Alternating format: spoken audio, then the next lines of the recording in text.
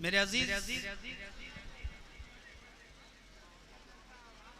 हलचल मची हुई है, बोले दें थोड़ा सा।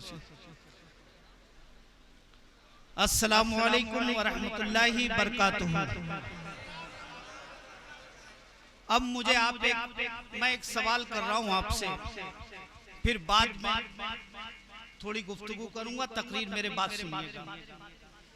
आपके सामने ये कौन सी शख्सियत बैठी है, पहले तो मुझे ये बताइए।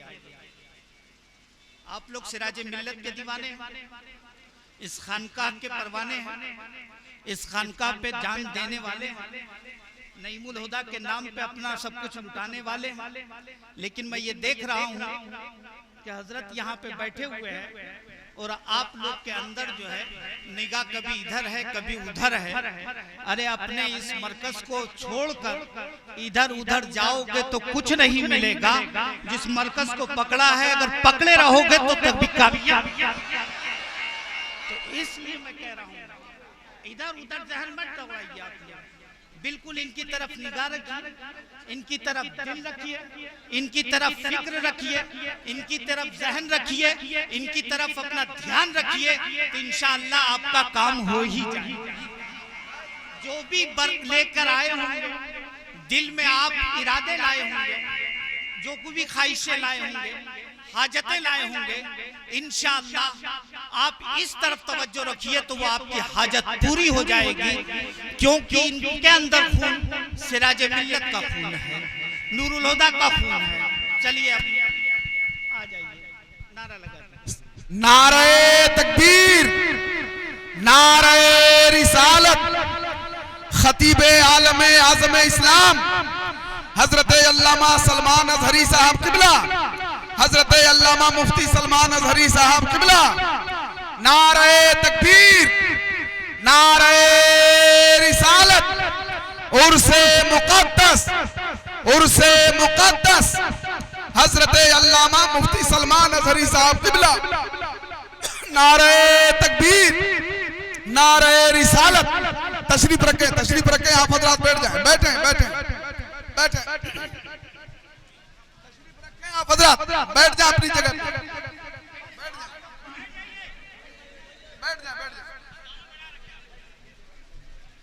बैठ जाए अपनी जगह पे, बैठ जाए।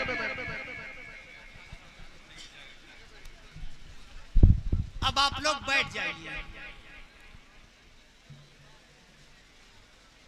बैठिए और मेरी जरा गुफ्तगू सुनिए। मैंने इसलिए पहले कह दिया है कि मेरी गुफ्तगू सुनिए, तकरीर मत सुनिएगा। और मैं तकरीर करूंगा भी नहीं, तकरीर होगी मौलाना सलमान रजा की, मुफ्ती बदर आलम साहब की, मुफ्ती मुजाहिद हुसैन की, ये लोग तकरीर करेंगे। मेरी सिर्फ आप थोड़ी देर गुफ्तगू सुन लीजिए। अब आपको मैं बताना चाहता हूं, जिस सलमान रजा को आप लोग उचक के देख रहे हैं, उचक के देख रहे हैं, इधर से उधर से मुड़ के देख रहे हैं, ये चश्मो चिराग ये पला कहाँ है? ये अलजामितुल अशरफिया में पला है और ये उस दरसगाह में पला है, ये उस दरसगाह में रहा है जिस दरसगाह में सिराज मिल्लत ने तालीम हासिल की है। ये उसका परवरदा है और ये आज आपके दरमियान ये हजरत सलमान रजा, मुफ्ती सलमान रजा मिसबाही भी हैं, ये मिसबाही भी हैं, अजहरी भी हैं। पहले मिसबाही हैं, बाद में अजहरी हैं। और ये उस दरसगाह में पले हैं जिसमें हुजूर सिराज मिल्लत ने तकरीबन 9 साल गुजारे हैं। इतनी मुद्दत गुजारी है उस दरगाह में, उस जामिया में आपने तालीम हासिल की है। मैं हजरात बहुत लंबी चौड़ी गुफ्तगू नहीं करूंगा, लेकिन मैं कुछ बातें बताना चाहता हूं और कुछ गुफ्तगू करना चाहता हूं कि जिस खानकाह में आप बैठे हैं, जरा उसकी अजमत को पहचानिए, जरा उसकी रिफत को पहचानिए, जरा उसकी इज्जत को पहचानिए, उसके बुलंद मकाम को पहचानिए। आप सिर्फ आम मत समझिए कि ये आम खानकाह और दरगाह है, जैसे और दरगाहें हुआ करती हैं, वो दरगाह नहीं है। ये वो दरगाह है कि जब हजरत अल्लामा मुश्ताक निजामी अलैहि रहमत व रिजवान और अल्लामा अरशदुल कादरी अलैहि रहमत व रिजवान, इन लोगों को एक मसला दरपेश आया कि इसका जवाब और हवाला मिलेगा कहाँ, तो ये लोग बड़े परेशान थे। इसी डाल्टनगंज के किसी इलाके में इन दोनों बुजुर्गों को जाना था, तो एक खत लिखते हैं अपने उस्ताद गिरामी हजरत अल्लामा अरशदुल कादरी अलैहि रहमत व रिजवान, एक खत लिखते हैं हुजूर हाफिज मिल्लत अलैहि रहमत व रिजवान की बारगाह में कि हुजूर ये मसला दरपेश है, इसका हवाला नहीं मिल रहा है, कुछ इसकी पे जरूरी गुफ्तगू करनी है, कुछ किताबें चाहिए। तो हुजूर हाफिज मिल्लत ने जवाब दिया था कि आप लोग को मुबारक पुराने की जरूरत नहीं है, गया में बैतुल अनवार करीब है, वहां चले जाओ, आपके मसले हल हो जाएंगे, आपको सारे हवाले। नारे तकबीर, नारे रिसालत, खानकाह बैतुल अनवार के वाल भी खा गया। ऐ जिंदाबाद जिंदाबाद। वाह वाह। खानकाह है कि जहाँ की निशानदेही हुजूर हाफिज मिल्लत मुबारकपुर से बैठ के हज़ार हिंद अल जामिअतुल अशरफिया का बानी, जिसे हुजूर मुफ्ती आज़म हिंद ने भी माना, जिसे जो है हुजूर मुजाहिद मिल्लत ने भी माना, जिसे उस वक्त के तमाम बुजुर्गों ने हाफिज मिल्लत तस्लीम किया था, वो हाफिज मिल्लत जो है अपने शागिर्द रशीद अल्लामा अरशदुल कादरी को कहीं और खानकाह पे नहीं भेज रहा है, किसी और जगह नहीं भेज रहा है। अगर भेज रहा है और वो उसकी निगाहें देख रही थी, वो जानता था कि मैंने सिराजे मिल्लत को जो पढ़ाया और पिलाया है, उसी समंदर से उसे वो मसला हल हो जाएगा और इन लोगों की वो परेशानियां दूर। आप उस दरगाह में बैठे हुए हैं, आप उस खानकाह में बैठे हुए हैं जहां इल्म का समंदर है, जहां से लोग बड़े बड़े लोग यहाँ से निकले हैं और पूरे हिंदुस्तान में आफताब व महताब बन के चमक रहे हैं। मेरे अजीजों, दोस्तों और बुजुर्गों, सिर्फ आइए और गया का तिलकुट लेके मत चले जाइएगा। इस दरबार में आप आए हैं तो यहाँ के फैज़ो बरकत लेके जाइएगा। और यहाँ तो मैं मुरीदों का हाल हजरत मौलाना तबीब साहब ये देख रहा हूँ कि मुरीदीन, अब तो मुरीदों का मामला ये हो गया है ताज भाई कि मुरीद हुए तो वो ये सोचते हैं कि अब जन्नत की जिम्मेदारी पीर साहब के हवाले है। अब पीर साहब दुआ कर देंगे जन्नत मिल जाएगी, पीर साहब फूंक देंगे तो हमारा सारा बेड़ा पार हो जाएगा। लेकिन मेरे अजीज, इन्हीं दरगाहों से हमें जो सबक मिला है कि मुरीदी कहते किसे हैं, मुरीदी उसे कहते हैं कि अगर पीर में भी कमी हो तो अपने सजदे से वो पीर की कमी को भी दूर कर दिया करता है, उसे मुरीद कहते हैं। हजरत फुज़ैल बिन अयाज़ रज़ियल्लाहु ताला अन्हु की ज़ात मुक़द्दस है। मैं बस ये बात सुना के जा रहा हूँ और तमाम पीरों को, मुरीदों को ये पैगाम दे के जाना चाहता हूँ। हजरत फुज़ैल इब्न अयाज़ रज़ियल्लाहु ताला अन्हु की ये तारीख उठा के देखिए। हजरत फुज़ैल की तारीख ये है कि वो बहुत बड़े डाकू थे, एक बहुत बड़े गुरोह के सरदार थे, डकैती डालते थे और डकैती डालते लूटते थे।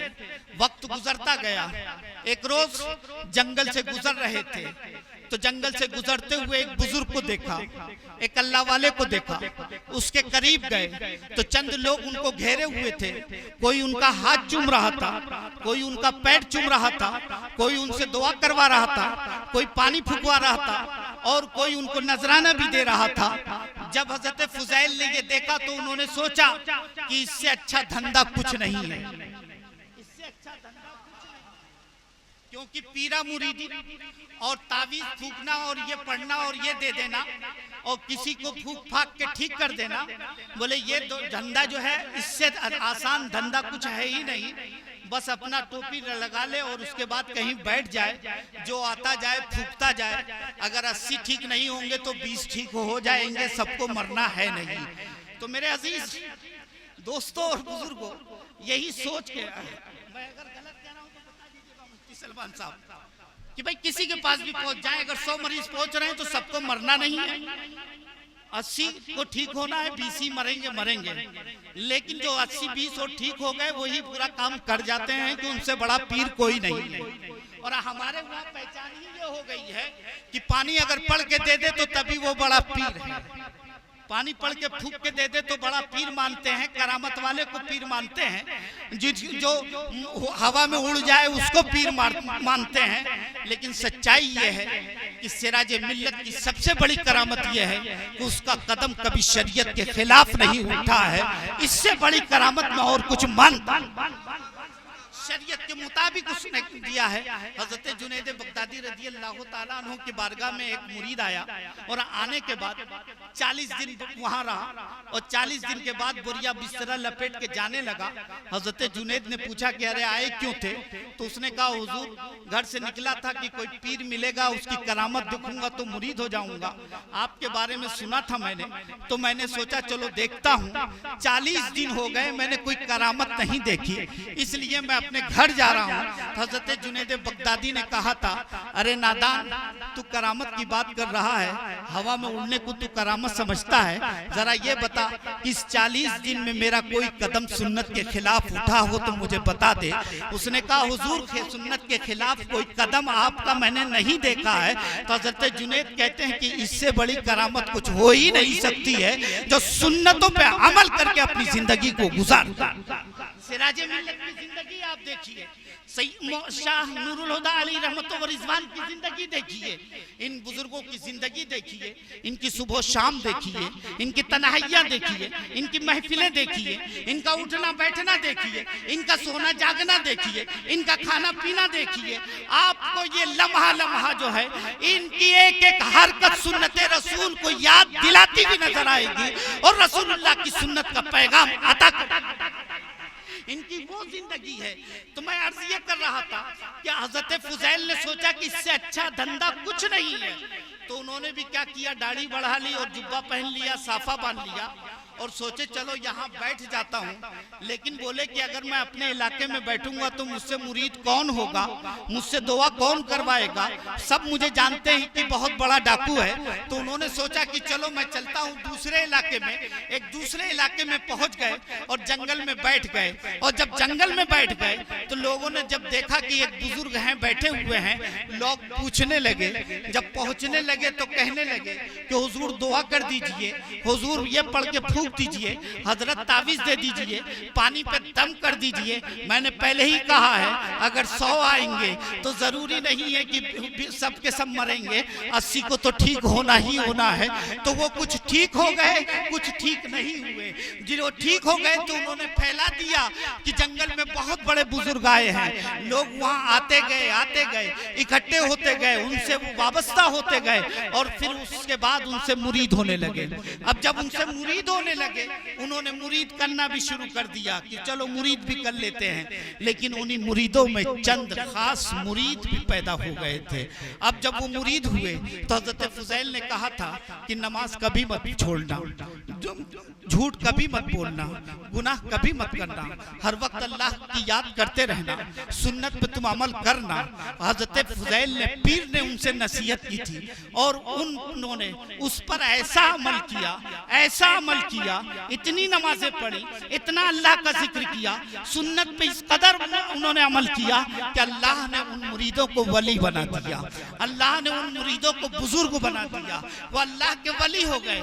एक रोज सारे मुरीद बैठकर कश्फ कर रहे थे और कश्फ के जरिए अर्श आज़म को देख रहे थे और वो ये देख रहे थे कि तमाम अल्लाह के महबूब बंदे जो हैं, अल्लाह के वली जितने हैं, अल्लाह के दोस्त जो हैं, वो अर्श की तरफ जा रहे हैं। अब ये मुरीद रास्ते में तलाशने लगे क्या हमारे पीर साहब कहाँ हैं, हमारे पीर साहब किधर हैं, हमारे पीर साहब नहीं दिखाई दे रहे हैं, सारे पीर दिखाई दे रहे हैं, सारे बुजुर्ग दिखाई दे रहे हैं। जब कुछ दिन हो गए, जब चंद दिन गुजर जाते हैं तो फिर ये मुरीद कहते हैं कि मामला क्या है, क्या हमारे पीर जाते हुए नहीं दिखाई देते हैं, सारे पीर जाते हुए दिखाई दे रहे हैं। तो एक दूसरे पीर ने, मुरीद ने ये कहा अबे तुम बेवकूफ हो, तुम नादान हो, तुम ये समझ रहे हो क्या हम इस मंजिल पे पहुंच गए हैं? तो क्या हमारे हजरत इस रास्ते से जाते हैं?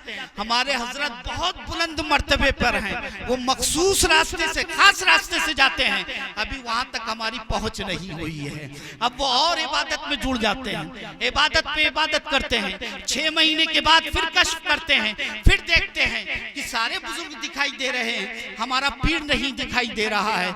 वो सारे के सारे मुरीद इकट्ठे होते हैं, पीर और मुर्शिद की बारगाह में आते हैं और आने के बाद कहते हैं सरकार हमने सारे पीरों को देखा, सारे बुजुर्गों को देखा अर्श की तरफ जाते हुए। सरकार हम जानते हैं कि आप मखसूस रास्ते से जाते होंगे, लेकिन एक रोज आम रास्ते से चले जाइए ताकि मुरीद देख ले तो मुरीद को करार मिल जाए, मुरीद को सुकून मिल जाए, मुरीदों को चैन मिल जाएगा। क्या हमने अपने बुजुर्ग को भी देखा था जाते हुए? सरकार आप एक बार हमें नजर आ जाइए। हजरत फुजैल रोने लगते हैं, आंखों में आंसू आ जाते हैं। हजरत फुजैल उसी वक्त कहते हैं कि मैं अभी जवाब नहीं दूंगा, कल जवाब दूंगा। हजरत फुजैल हुजरे में जाते हैं और हुजरे में जाने के बाद अपने रब की बारगाह में गिड़गिड़ाते और रोते हैं और पूरी रात रोते हुए गुजार दी है। जब सुबह होती है हजरत फुजैल वापस आते हैं, सारे मुरीदीन फिर घेर लेते हैं और कहते हैं कि हुजूर आपने कहा था कि सुबह बताऊंगा, मामला क्या है हमें बताया जाए। आप एक मर्तबा उस रास्ते से गुजर जाएं तो हमें सुकून मिल जाएगा। तब हजरत फुजैल कहते हैं ऐ मेरे मुरीदों सुनो सुनो, तुम्हें कोई अच्छा पीर मिले तो उससे जाके मुरीद हो जाना, कोई नेक बुजुर्ग मिले तो उससे मुरीद हो जाना, कोई अच्छा पीर मिले तो उससे मुरीद हो जाओ। तुम मुझे मेरे हाल पे छोड़ दो।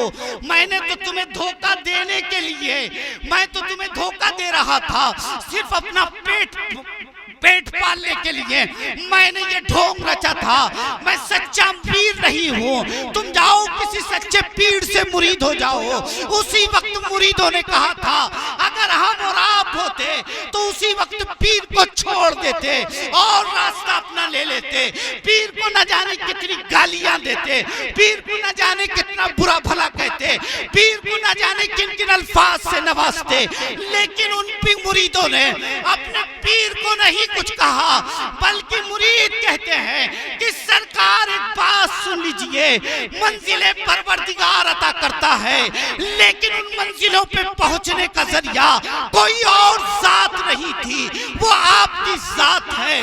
और हम आपकी बुनियाद पर इस मंजिल पे पहुंचे हैं हुजूर। हम आपको छोड़ के नहीं जा सकते हैं, हम आपका दामन नहीं छोड़ के जा सकते हैं, आपका दर नहीं छोड़ेंगे।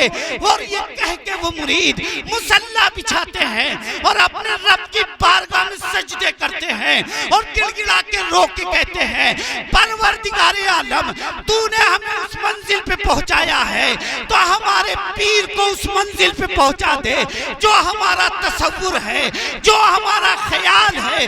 मुरीदों की आंखों के आंसू गिरते हैं और जमीन पे इधर आंसू गिरे हैं। रब ने हजरत फुजैल को औलिया का ताजदार बना दिया, औलिया का बादशाह बना दिया, ताजुल औलिया बना दिया, बाकमाल औलिया बना दिया, एक अजीम बुजुर्ग बना दिया। मुरीदों ने सजदा किया है, रब ने कबूल किया है और हजरत फुजैल को अपना महबूब बंदा। दोस्तों और बुजुर्गों, मुरीद इसे कहते हैं, मुरीद इसे कहते हैं। और आपका मामला तो मैं ये देख रहा हूँ कि सरकार बैठे हुए हैं, कोई इधर देख रहा है, कोई उधर देख रहा है, कोई पीछे देख रहा है, कोई आगे देख रहा है। इन्हें देखते रहो, वहां से फैजान आपको मिलता रहेगा। अगर किसी ने सोचा कि डायरेक्ट मिल जाएगा तो डायरेक्ट नहीं मिलेगा, अब इन्हीं के जरिए से मिलेगा। इनकी ज़ियारत करिए, इनको देखते रहिए, इनसे मोहब्बत कीजिए। इधर ही दिल हो, इधर ही दिमाग हो, तो आप आए हैं तो कामयाब हो जाएंगे। वमा अलैना अल बलाग।